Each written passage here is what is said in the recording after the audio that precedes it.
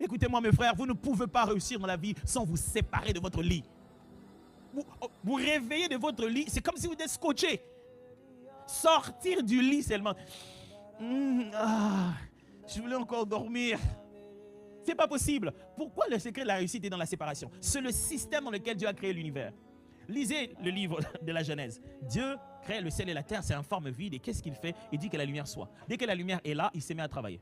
Il y avait des œufs de dessus et les œufs de dessous. Et là, il a placé un firmament pour séparer les œufs de dessus et les œufs de dessus. Et il a séparé la lumière et les ténèbres. Il a appelé les lumières jour et les ténèbres nuit. Regardez tout le reste du travail. Il ne fera que des travaux de séparation et d'organisation. La séparation, c'est de l'organisation dans ta vie. Quand Dieu te sépare des gens, il organise ta vie.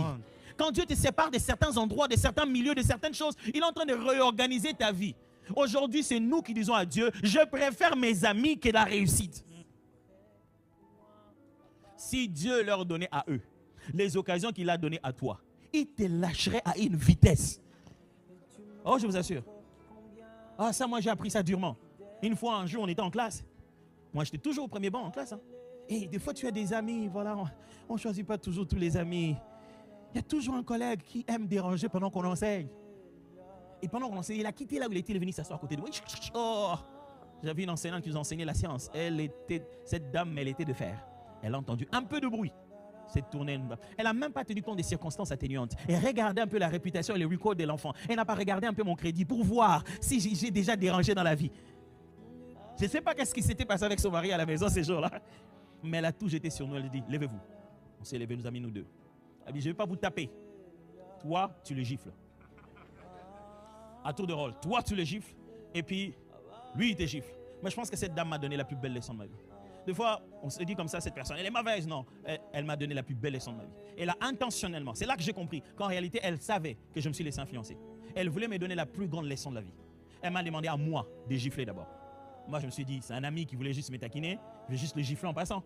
Et puis, ça va passer. Moi, j'ai giflé. Et puis, elle dit, tu as giflé? Ok. Et il est tourné vers l'ami, il a dit, s'il ne pleure pas, moi, je te tape.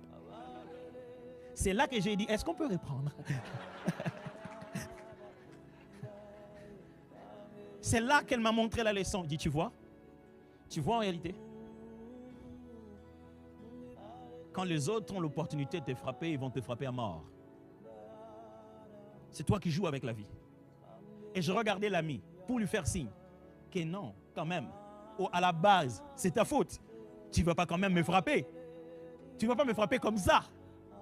Elle était en train de m'enseigner en me disant, les autres, pour se protéger, ils sont prêts à te sacrifier.